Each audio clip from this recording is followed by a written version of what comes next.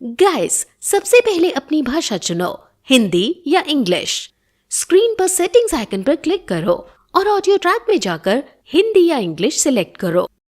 तो कहानी में अब तक हमने देखा कि वैंग लिन को हेवन डिफाइंग बीट के असली पार का पता चल चुका था, जिसके बाद उसकी कल्टीवेशन बहुत ही तेजी से बढ़ने लगी। इसी ट्रेजर के बारे में हैंग यू सेट का एक और मास्टर भी जानता था और उसने ये चीज नोटिस कर ली थी, इसलिए उसने वैंग लिन के खिलाफ कुछ ट्रैप्स बिछाना शुरू कर दिए, क्योंकि वो नहीं चाहता कि उसके सेक्ट का कोई भी डिसाइपल उससे ज्यादा ताकतवर हो। हालांकि वैंग लिन ने उसे हरा दिया। वैसे इस दौरान हैंग यू सेक्ट पर उनके दुश्मन सेक्ट ने हमला कर दिया था, जिसमें हैंग यू सेक्ट हार गया क्योंकि वो लोग कमजोर पड़ गए थे। यहाँ हैंग यू सेक्ट पूरी तरह से खत्म हो गया और वो जगह दाओ सेक्ट के अंदर आने लगी, जिसके बाद हैंग यू सेक्ट के जितने भी डिसाइपल थे उन्होंने दाओ सेक्ट ज्वाइन कर लिया। लेकिन वैंग लिन ने ऐसा नहीं किया। वैंग लिन जानता है कि उसके पास एक ऐसा ट्रेजर है जो कि उसकी पावर को किसी भी तरह की नॉर्मल कल्टीवेशन से ज्यादा तेजी से इंक्रीज कर सकता है। इसलिए उसने फैसला किया कि वो मास्टर सीटू के साथ अकेले कल्टीवेशन करेगा और फिर वो पास के ही एक माउंटेन पर चला गया, जहाँ उसने 4 साल तक कल्टीवेशन की और खुद को इमॉर्टल स्टेज तक पहुँचा लिया। लेकिन ये बस वैंग लिन की इस जर्नी की शुरुआत थी। उसके लिए क्या लिखा गया है ये चीज वो भी नहीं जानता। अभी इस पार्ट की शुरुआत में हमें एक बहुत बड़े मर्चेंट ग्रुप को दिखाया जाता है, जिनका काम है सामान इस सिटी से दूसरी सिटी तक पहुंचाना। ये ग्रुप बड़ा इसलिए था क्योंकि वो अभी अपने साथ किसी कीमती चीज को ले जा रहे हैं, जिसकी देखभाल करना बहुत जरूरी है। रास्ते में ही अचानक इनके सामने वैंग लिन आ जाता है, जिसे देखकर पहले उस ग्रुप का लीडर अपने एक आदमी को आगे भेजता है हमला करने के लिए, जिससे वो लोग ये देख सके कि सामने जो खड़ा है उससे उन्हें कोई खतरा है या नहीं। हालांकि जब उसका आदमी एग्रेसिवली आगे बढ़ा तब वैंग लिन ने कुछ नहीं किया, वो बस अपनी जगह पर खड़ा रहा। इससे उस ग्रुप का लीडर समझ गया कि उन्हें वैंग लिन से खतरा नहीं है। वो आगे आकर पूछने लगा कि तुम कौन हो और हमसे क्या चाहते हो, जिस पर वैंग लिन जवाब देता है कि वो तियानशुई सिटी की तरफ जा रहा है। क्या वो लोग वहाँ का रास्ता बता सकते हैं, क्योंकि वैंग लिन यहाँ नया है। जिस पर वो लीडर कहता है कि चिंता मत करो, हम भी सिटी की तरफ जा रहे हैं, अगर चाहो तो तुम हमारे साथ चल सकते हो। जिसके बाद उन लोगों ने वैंग लिन को लिफ्ट दे दी। रास्ते में जाते वक्त वैंग लिन उनकी गाड़ी में बैठा हुआ था, जहां वो कल्टीवेशन कर रहा था। वैंग लिन ने 4 साल तक खुद के लेवल को बढ़ाने के लिए कल्टीवेशन की, जिससे वो इमॉर्टल स्टेज तक पहुंच गया। लेकिन अभी भी कुछ ऐसी चीजें थी जिन पर उसने ध्यान नहीं दिया था। जैसे उस मास्टर को जब वैंग लिन ने खत्म किया तब वैंग लिन को उसके कमरे से कुछ टैलिस्मान मिले थे। उन्हीं में से एक था जेड टैलिस्मान, जिसे वैंग लिन अभी रिफाइन कर रहा था। कुछ ही देर में वो रिफाइन हो गया। अभी मास्टर सीटू बताते हैं कि ये एक बहुत रेयर ट्रेजर है, इसे रिफाइन कर तुम इसकी पावर का इस्तेमाल कर सकते हो और जैसे जैसे तुम्हारी कल्टीवेशन इंक्रीज होगी वैसे वैसे ये जेड टैलिस्मान और स्ट्रॉन्ग होते जाएगा। हालांकि वैंग लिन को अपनी पावर इंक्रीज करने के लिए, मतलब अपना नेक्स्ट लेवल टच करने के लिए फाउंडेशन बिल्ड करनी होगी, जो कि इतनी आसान नहीं है। मास्टर सीतू बताते हैं कि अगर वैंग लिन को ये चीज जल्दी करनी है तो वो किसी की स्पिरिट कैप्चर कर सकता है। ये चीज कुछ इस तरह से है कि मानो हम किसी सामने वाले की कल्टीवेशन को पूरी तरह से छीन ले, उसकी जान लेकर।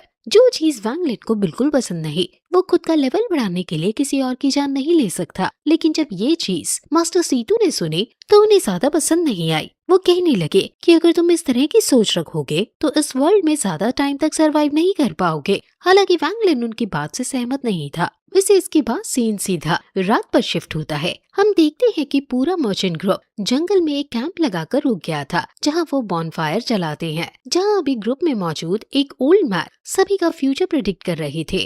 वो सभी को बताते हैं कि उन पर कुछ खतरा आने वाला है, लेकिन उन्हें नहीं पता कि क्या। इतने में ही उनकी नजर वैंग लिन पर बढ़ती है और अचानक उन्हें मास्टर सीटू के पास्ट विजन्स दिखाई देते हैं, जिन्हें देखकर वो बहुत घबरा चुके थे, लेकिन वो किसी को भी कुछ नहीं बता पाते। इसके पहले ही अचानक उन पर हमला हो गया। ये कुछ लुटेरे थे और ये अभी उसी आर्टिफैक्ट को चोरी करने के लिए आए थे, जिस आर्टिफैक्ट को ये सभी लोग यहाँ से तियानशुई सिटी की तरफ ले जा रहे हैं। हालांकि इस मर्चेंट ग्रुप में बहुत सारे लोग थे, जिनमें से कईयों को लड़ना आता है, इसलिए सभी लड़ने के लिए तैयार हो गए। पर तभी अचानक से उन पर किसी ने छुपकर हमला किया और जिसने हमला किया उसकी एनर्जी से वो लोग समझ गए कि ये एक इमॉर्टल है, जिसका मतलब लड़ने का कोई फायदा नहीं। उन्होंने हार मान ली और वो आर्टिफैक्ट देने का फैसला कर लिया, क्योंकि एक इमॉर्टल से लड़ना मतलब यहाँ अपनी जान गंवाना। उन्होंने वो आर्टिफैक्ट निकाला और उसे वहाँ उन लुटेरों की तरफ फेंकने लगे। पर तभी वैंग लिन उस आर्टिफैक्ट को आकर पकड़ लेता है। इतने में ही वहाँ उस इमॉर्टल की एंट्री होती है। ये और कोई नहीं बल्कि ज़ैंग यू है, जो जो कि हैंग्यू सेक्ट में वैंगलिन के साथ रहता था। इसने वैंगलिन की तरह ही 4 साल में कल्टीवेशन कर कर खुद को इमॉर्टल स्टेज तक पहुंचा लिया। पर ये चीज तो वैंगलिन भी नहीं जानता कि आखिर ज़ैंगियो अभी ये काम क्यों कर रहा है। वैंगलिन उसे पहचान चुका था, लेकिन ज़ैंगियो ने वैंगलिन को नहीं पहचाना। वैंगलिन कहता है कि क्या तुम मुझे नहीं पहचान पा रहे, जिस पर ज़ैंगियो कहता है कि नहीं, मैं तुम्हें नहीं जानता, तुम वो आर्टिफैक्ट मुझे दे दो वरना तुम्हारे साथ ठीक नहीं होगा। अभी वैंगलिन समझ नहीं पा रहा था कि आखिर ज़ैंगियो ने ऐसा क्यों कहा। उसे अभी भी लगता है कि शायद ज़ैंगियो ये चीज जानता है कि वो वैंगलिन ही है, लेकिन फिर भी ज़ैंगियो अगर ऐसा कर रहा है तो इसके पीछे कोई वजह होगी। ये चीज सोचकर वैंगलिन ने उसे वो आर्टिफैक्ट दे दिया। जैसे ही वैंगलिन ने उसे वो आर्टिफैक्ट दिया तो ज़ैंगियो कहने लगा कि अब यहाँ से चले जाओ। वैंगलिन को अभी ये चीज भी समझ नहीं आई, पर इतने में ही वहाँ एक और इमॉर्टल की एंट्री होती है जो कि ज़ैंगियो का मास्टर है। वो आते ही वहाँ उस मर्चेंट ग्रुप के कई सारे लोगों को मारकर उनकी एनर्जी एब्सॉर्ब करने लगता है खुद की पावर को बढ़ाने के लिए। और फिर वो देखता है कि इन लोगों के साथ वो एक मॉर्टल भी है। अभी वो वैंगलिन की बात कर रहा था। वो सोचता है कि अगर वो वैंगलिन को मारकर उसकी एनर्जी को एब्सॉर्ब कर ले तो इससे उसकी कल्टीवेशन को बहुत ज्यादा फायदा होगा। उसने जैसे ही ये बात कही तो ज़ैंगियो कहने लगा कि इसे मैं पकड़कर आपके पास लाता हूँ। और इतना कहते हुए ज़ैंगियो ने वैंगलिन पर हमला करना शुरू कर दिया, लेकिन उसका मास्टर उसे वहीं रोक लेता है और कहता है कि क्या तुम मुझे बेवकूफ समझते हो? तुमने अपने साथ में टेलीपोर्टेशन टैलिस्मैन पकड़ रखा है,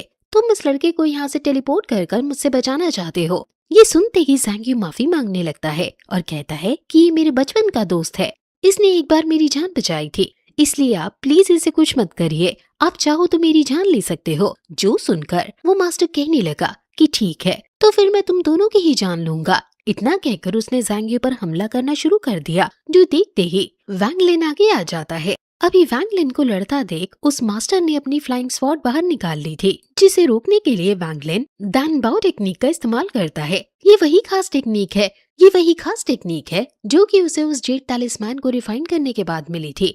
वैसे तो फ्लाइंग स्पॉट भी एक तरह का आर्टिफैक्ट है, जिसे देखकर वैंगलिन बहुत ही ज्यादा इम्प्रेस था, लेकिन वो दानबाओ टेक्निक के सामने कुछ भी नहीं। इसलिए वो मास्टर समझ गया कि शायद वैंगलिन से लड़ते हुए वो हार भी सकता है, इसलिए वो पीछे हटने लगा। पर वैंगलिन उसे भागने कैसे दे सकता था। वैंगलिन तुरंत ही उस पर अटैक करता है उसकी जान लेने के लिए। अभी मरते मरते वो मास्टर कह रहा था कि तुम बहुत बड़ी गलती कर रहे हो, तुम नहीं जानते कि मैं किसका आदमी हूँ। अगर उसे पता चला तो वो तुम्हें नहीं छोड़ेगा और पाताल से भी ढूंढकर तुमसे बदला लेगा। पर जब तक उसने ये बात पूरी की तब तक वो मारा जा चुका था। आखिर में वैंगलिन ने उसकी फ्लाइंग स्वॉर्ड भी रख ली। वैसे तब तक ज़ैंगियो रिकवर हो चुका था। वो वैंगलिन को बताता है कि उसका मास्टर जिस आदमी की बात कर रहा था उसे मास्टर ज़ीमो के नाम से जाना जाता है, जो कि सच में बहुत ही खतरनाक है। इन्हें उससे संभल कर रहना होगा, हालांकि इसके बारे में किसी को ना पता चले। इसके लिए ज़ैंगियो सलाह दे रहा था कि इन्हें उस मर्चेंट ग्रुप के सभी आदमियों को खत्म कर देना चाहिए, जिससे ये बात बाहर तक पहुंचेगी ही नहीं। पर वो सभी लोग माफी मांगने लगे और कहने लगे कि वो ये बात किसी को नहीं बताएंगे। हालांकि ज़ैंगियो को उन पर बिल्कुल भरोसा नहीं, लेकिन वैंगलिन इस तरह से किसी की जान नहीं ले सकता, और वो भी बेवजह तो बिल्कुल भी नहीं। इसलिए वैंगलिन अपनी सोल पावर से उनकी मेमोरी को मिटा देता है। मतलब अभी जो कुछ भी हुआ उन्हें वो याद नहीं रहेगा। जिसके बाद वैंगलिन और ज़ैंगियो वहाँ से चले गए। रात के समय वो एक जगह रुककर वाइन पी रहे थे, क्योंकि वो 4 साल बाद मिले हैं। अभी वाइन पीते हुए वैंगलिन उस फ्लाइंग स्वॉर्ड को देख रहा था, जिसका इस्तेमाल वो अभी नहीं कर सकता, क्योंकि वो स्वॉर्ड अभी भी उस मास्टर की एनर्जी पर वर्क कर रही थी, जो अब मारा जा चुका है। अगर वैंगलिन इस वेपन का इस्तेमाल करना चाहता है तो इसके लिए वैंगलिन को उसे रिफाइन करना होगा, जिसमें समय लगेगा। इसलिए वैंगलिन को एक अच्छी सेफ जगह चाहिए। ज़ैंगियो कहने लगता है कि हम थियानसी सिटी जा सकते हैं, वो जगह सेफ है। वहाँ रूल्स है कि कोई भी सिटी के अंदर नहीं लड़ सकता, मतलब वहाँ हम पर कोई हमला नहीं करेगा। जिसके बाद ये दोनों उस सिटी की तरफ निकल गए। अगले ही दिन ये वहाँ पहुँच चुके थे। अभी मेन गेट पर ही इन्हें एक अजीब सा आदमी दिखाई दिया, जो कि एक कॉफिन लेकर जा रहा था। वैंगलिन तो 4 साल से कल्टीवेशन के लिए एक पहाड़ पर बैठा हुआ था, इसलिए उसे बाहर क्या चल रहा है कुछ भी नहीं पता। लेकिन ज़ैंगियो जानता है। वो बताता है कि ये आदमी यहाँ से नहीं है, ये एक दूसरे सेक्ट से बिलोंग करता है। इस सेक्ट के सभी लोग बहुत ही खतरनाक होते हैं, तुम इनसे पंगा कभी मत लेना। ये चीज तो वैंगलिन भी देख पा रहा था कि उस आदमी का कल्टीवेशन लेवल वैंगलिन से बहुत ज्यादा है। वैसे ये दोनों अब सिटी में एंटर करते हैं, जहाँ इन्होंने एक कमरा रेंट पर ले लिया था। उधर पहुंचते ही वैंग लिन अपने उस वेपन को रिफाइन करने लगा जिसमें उसे प्रॉब्लम हो रही थी। वो मास्टर सीतू से कोई सोल्यूशन मांगता है तो मास्टर सीतू बताते हैं कि तुम ब्लड रिफाइनिंग टेक्निक का इस्तेमाल कर सकते हो, लेकिन ये चीज थोड़ी खतरनाक है क्योंकि इससे कभी तुम्हारे वेपन को कुछ हुआ तो तुम्हें भी इंजर्ड होना पड़ेगा। तुम और तुम्हारा वेपन आपस में कनेक्ट हो जाएंगे। लेकिन वैंग लिन को इससे कोई प्रॉब्लम नहीं, इसलिए उसने ब्लड रिफाइनिंग प्रोसेस शुरू कर दी। वहीं ज़ैंग यू मार्केट की तरफ गया था, जिसके बाद सीन चेंज होकर हमें तेंगसिया सिटी के लीडर को दिखाया जाता है। उससे मिलने अभी वहीं मास्टर जीमू आया हुआ है। उसे अपने आदमी की मौत की खबर लग चुकी है, इसलिए वो बदला लेना चाहता है। वो अभी तियानजी सिटी के लीडर को कुछ गिफ्ट दे रहा था जिससे वो तेंगसिया सिटी में छानबीन करवा सके, लेकिन ये रूल्स के खिलाफ है, इसलिए वो मना कर देते हैं। इतने में ही वहाँ उनके ग्रैंडसन तेंग ली की एंट्री होती है। वो आते ही कहता है कि अगर आप चाहो तो मैं आपकी मदद कर सकता हूँ, ये सारा मैटर मैं अकेले संभाल लूंगा। इस बार मास्टर जीमू को थोड़ा यकीन नहीं हो रहा था क्योंकि तेंग ली की उम्र भी कम है, पर तेंग ली अपनी स्काई स्प्लिटिंग टेक्निक उन्हें दिखाता है और यकीन दिलाता है कि वो इस काम को बहुत अच्छे से कर सकता है। जिसके बाद मास्टर जीमू मान गया और अपने साथ लाया हुआ वो गिफ्ट जो कि एक दूसरा आर्टिफैक्ट है वो उसने तेंग ली को दे दिया और तेंग ली भी अपने इस मिशन के लिए निकल गया। अभी सीन चेंज होकर वापस ज़ैंग यू पर आता है जो कि मार्केट में उस आर्टिफैक्ट को सेल कर रहा था जो उन्हें उन मर्चेंट लोगों से मिला था। अभी उसे भेजते वक्त ज़ैंग यू को उसकी कीमत का पता चला, वो बहुत महंगा आर्टिफैक्ट है। ज़ैंग यू खुश था ये सोचकर कि जब वो उसे बेच देगा तो उन्हें बहुत सारे पैसे मिलेंगे और उन पैसों के बारे में जानकर वैंग लिन को कितनी ज्यादा खुशी होगी। वैसे अभी इस दौरान वैंग लिन अभी भी अपने कमरे में बैठकर उस फ्लाइंग स्वॉर्ड को रिफाइन करने की कोशिश कर रहा है जिसमें उसे टाइम लगने वाला है क्योंकि वो स्वॉर्ड वैंग लिन के कंट्रोल में नहीं आ रही। वापस से सीन चेंज होकर यहाँ ज़ैंग यू पर आया जो कि अगली दुकान देख रहा था। वो अलग अलग दुकानों पर उसका दाम पूछ रहा है जिससे जहाँ ज्यादा दाम मिले वहाँ उस आर्टिफैक्ट को बेच सके। लेकिन इतने में ही तेंगसिया सिटी के कुछ गार्ड्स उसके सामने आ गए जो कि उस पर हमला कर रहे थे। ज़ैंग यू को वहाँ के रूल्स पता है इसलिए वो कहने लगा कि तुम लोग ये क्या कर रहे हो, लेकिन वो कुछ भी जवाब नहीं देते। इसलिए ज़ैंग यू भी वहाँ से भागने की कोशिश करता है। अभी भागने के लिए वो वहाँ से जंप करते हुए उड़ने वाला था पर अचानक वो जमीन पर गिर पड़ा, जिसके बाद वहाँ तेंग ली की एंट्री हुई। वो कहने लगा कि तुम अभी अभी इन्हें रूल समझा रहे थे, क्या तुम नहीं जानते कि यहाँ तुम उड़ नहीं सकते। अभी ज़ैंग यू तेंग ली को पहचान चुका था लेकिन उसे नहीं पता कि वो उस पर हमला क्यों कर रहा है। अभी तेंग ली कहने लगा कि देखो मैं जानता हूँ कि तुम अकेले किसी इमॉर्टल को नहीं मार सकते और उसको तो बिल्कुल नहीं जो तुमसे ज्यादा ताकतवर हो। इसका मतलब जरूर तुम्हारा साथ किसी ने दिया है और वो भी इसी सिटी में कहीं छुपा हुआ है। मुझे उसकी लोकेशन बता दो, शायद इससे मैं तुम्हारी कुछ मदद कर सकूं। ये सुनते ही ज़ैंग यू समझ गया कि तेंग ली को मास्टर जीमू ने भेजा है। अभी ज़ैंग यू वहाँ से भागने की कोशिश कर रहा था लेकिन तेंग ली के साथ बहुत सारे गार्ड्स हैं इसलिए वो ऐसा नहीं कर पाएगा। दूसरी तरफ वहाँ वैंग लिन जिस होटल में रुका हुआ है, मतलब जहाँ उन्होंने कमरा रेंट पर ले रखा है, वहाँ भी कुछ गार्ड्स आ चुके थे क्योंकि वो जानते हैं कि अगर कोई उनकी सिटी में रह रहा है तो वो जरूर किसी होटल को चुनेगा रुकने के लिए। वैंग लिन ने भी उनकी आवाज सुन ली क्योंकि वो जबरदस्ती होटल में घुस रहे थे, इसलिए वैंग लिन चुपचाप वहाँ से निकल गया।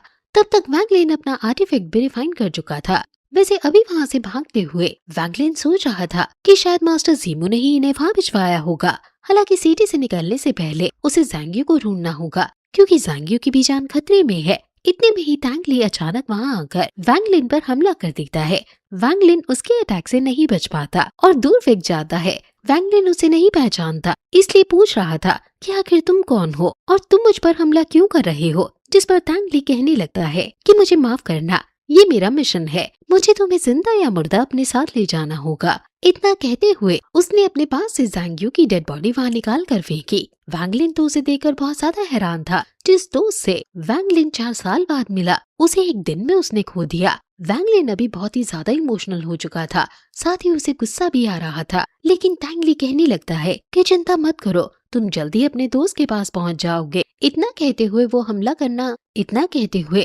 करने लगा, जो देखकर वैंग लिन ने भी अपनी फ्लाइंग स्वॉर्ड निकाल ली और वैंग लिन भी अटैक करने लग जाता है। लेकिन तेंग ली के पास भी फ्लाइंग स्वॉर्ड थी। लेवल के हिसाब से तेंग ली वैंग लिन से आगे है, इसलिए वो वैंग लिन के अटैक को डॉज करता है और फिर वैंग लिन पर ही अटैक करते हुए कहने लगता है कि तुम मुझे बिल्कुल नहीं हरा सकते, तुम्हें तो समझदारी से हार मान लेनी चाहिए। ये बात वैंग लिन भी जानता था कि वो तानली को नहीं हरा पाएगा, इसलिए पास में ही पड़ी एक बोरी जिसमें सीमेंट था उसे उछालकर वैंग लिन तुरंत ही वहाँ से भागने लगा। लेकिन तांग लिन उड़ते हुए उसका पीछा करता है। यहाँ उस सिटी के जो रूल्स हैं वो तांग ली पर लागू नहीं होते क्योंकि वो यहाँ का प्रिंस है। अभी उड़ने की वजह से उसकी स्पीड बहुत ज्यादा तेज थी। वो बहुत ही जल्द वैंग लिन तक पहुँच गया और फिर से अटैक करने लगा। वैंग लिन इस वक्त अपने टैलिस्मैन से अपनी स्पीड इंक्रीज कर रहा था। साथ ही रास्ते में वो उस हेवन डिफाइंग बीट से एनहांस किया हुआ पानी भी पीते जा रहा था जिससे उसकी एनर्जी रिकवर हो सके। लेकिन इतना यहाँ से निकल बच पाने के लिए काफी नहीं है। तभी वैंग लिन का ध्यान उस लैंटेन पर पड़ता है जो कि हर तरफ लगी हुई है। वैसे देखा जाए तो ये डेकोरेशन के लिए लगाई गई है, लेकिन वैंग लिन इसके पीछे का सीक्रेट समझ चुका था। वो लैंटेन असल में किसी तरह के एक खास फॉर्मेशन को एक्टिवेट करती है जिस वजह से कोई भी यहाँ उड़ नहीं सकता या फिर किसी भी तरह का अटैकिंग स्पेल जनरेट नहीं कर सकता। जिन लोगों को इसका तोड़ पता है सिर्फ वही यहाँ किसी टेक्निक का इस्तेमाल कर सकते हैं जिस तरह से तांग ली कर रहा है। वैंग लिन को जैसे ही ये चीज पता चली तो तुरंत ही उसने अपनी फ्लाइंग स्वॉर्ड पर चढ़कर वहाँ से निकलना शुरू कर दिया। रास्ते में वो उन सभी लैंटर्न को डिस्ट्रॉय करते जा रहा था जिससे कोई भी फॉर्मेशन उसे ना रोक पाए। ये चीज देखकर तांग ली बहुत हैरान था क्योंकि वैंग लिन ने उसके बहुत पुराने सीक्रेट का पता लगा लिया। वैसे अभी उसे गुस्सा भी आ रहा था, इसलिए वो तुरंत ही अपनी सबसे खतरनाक टेक्निक एक्टिवेट करने लग जाता है। वहीं दूसरी तरफ अभी कुछ एल्डर्स को तांग ली की चिंता हो रही थी। वो तैंगजिया सिटी के लीडर से कहने लगते हैं कि क्या हमें प्रिंस की मदद करने के लिए जाना चाहिए, जिस पर लीडर पूछने लगते हैं कि आखिर उसका जिससे सामना है वो कितने लेवल पर है। वो लोग बताते हैं कि प्रिंस तांग ली का दुश्मन अभी की कंडेंसेशन स्टेज पर है, जिसके बाद लीडर को तांग ली की बिल्कुल भी चिंता नहीं हो रही थी क्योंकि तांग ली ऑलरेडी फाउंडेशन स्टेज को टच कर चुका है। इसका मतलब वो इजीली वैंग लिन को हरा सकता है। वैसे भी तांग ली यही सोच रहा था। उसने अपने सबसे खतरनाक टेक्निक यानी स्काई स्पिटिंग टेक्निक को एक्टिवेट किया। उसने एक जायंट स्पिरिचुअल स्वॉर्ड समन कर ली थी। ये अटैक बहुत ही ज्यादा खतरनाक था। उसे लगा कि इस एक अटैक में ही वैंग लिन मारा जाएगा, लेकिन जब वो अटैक पूरा हुआ तो उसने देखा कि वैंग लिन तो वहाँ है ही नहीं। वो बीच अटैक में ही कहीं टेलीपोर्ट हो चुका था। तांग ली समझ गया कि वैंग लिन इस सिटी से निकल चुका है, लेकिन वैंग लिन ने आज उसकी इतनी बेइज्जती करवा दी है जिसे वो कभी नहीं भूल पाएगा। इसलिए वो भी वैंग लिन के पीछे जाने लगा उससे बदला लेने। वैसे रास्ते में हमें पता चलता है कि मास्टर सीतू ने वैंग लिन की मदद की थी। उन्होंने अपनी एनर्जी की मदद से वैंग लिन को टेलीपोर्ट कर सिटी के बाहर पहुंचाया था, लेकिन वैंग लिन उन्हें ऐसा करने से मना करता है क्योंकि टेलीपोर्टेशन टेक्निक सबसे ज्यादा एनर्जी खाती है। अगर इस तरह से वो वैंग लिन की मदद करते रहे तो उनकी बॉडी डिसअपियर हो जाएगी, मतलब वो अपनी स्पिरिट खो देंगे। वैसे वैंग लिन जब उन्हें ये सब समझा रहा था तभी उनकी नजर पीछे पड़ी। वहाँ तांग ली अभी भी इनका पीछा कर रहा है। उसने कसम खा ली है कि वो वैंग लिन को मारकर ही यहाँ से वापस लौटेगा। वैंग लिन अपनी रफ्तार बढ़ाता है, लेकिन तांग ली उससे भी ज्यादा तेज है, इसलिए वैंग लिन को समझ नहीं आ रहा था कि वो क्या करे। वो इसी तरह से दिन रात तांग ली से बचते भाग रहा है और करीबन 3 दिन बीत गए। इन 3 दिनों में न ही तांग ली रुका और न ही वैंग लिन। अभी वैंग लिन कमजोर पड़ने लगा था, इसलिए तांग ली फायदा उठाकर फिर से अटैक करने की कोशिश करता है, लेकिन मास्टर सीतू फिर से टेलीपोर्ट कर वैंग लिन को बचा लेते हैं। हालांकि अब शायद फिर से वो वैंग लिन की मदद नहीं कर पाएंगे, इसलिए वो वैंग लिन को समझा रहे थे कि अब उसे खुद से कुछ करना होगा। तभी वैंग लिन की नजर पास के ही एक बहुत खतरनाक से फॉरेस्ट पर पड़ी। इस फॉरेस्ट के अंदर जाने के लिए सभी को मना किया जाता है क्योंकि जो अंदर चला गया वो कभी लौट कर नहीं आता। हालांकि जान बचाने के लिए वैंग लिन को उस फॉरेस्ट में एंटर करना पड़ा, जो देखकर तांग ली उसके पीछे चला गया, जबकि उसे तैंगजिया सेक्ट के लीडर ने मना किया था कि कभी भी तांग ली उस फॉरेस्ट के आसपास भी न जाए। वैसे वैंग लिन पहले वहाँ अंदर पहुँचा, इसलिए उस खतरे से सामना वैंग लिन से पहले हुआ। अभी वैंग लिन वहाँ एंटर करते ही कुछ अजीब ब्लू वाइन्स को अपनी तरफ बढ़ते हुए देखता है, जिन्होंने उसे पकड़ना शुरू कर दिया था। वैंग लिन उससे बचने की कोशिश करता है, लेकिन वो वाइन्स और ज्यादा टाइट होने लगी थी। मास्टर सीतू उसे तुरंत ही अपनी एनर्जी सप्रेस करने को कहते हैं। वैंग लिन ने तुरंत बात मान ली, इस वजह से वो उन वाइन से बच पाया। असल में ये वाइन्स एनर्जी पर रिएक्ट करती हैं और एनर्जी को महसूस कर अपने शिकार को पकड़ती हैं। यही कारण है कि अच्छे से अच्छा पावरफुल कल्टीवेटर भी जब यहाँ आता है तो वो इन वाइन्स के बीच फंस जाता है। यहाँ से कितने भी निकलने की कोशिश की जाए, लेकिन ताकत की मदद से यहाँ से नहीं निकला जा सकता। अभी मास्टर सीतू कह रहे थे कि तुम्हें इस सीक्रेट के बारे में पता चल गया, अब तुम यहाँ से निकल सकते हो।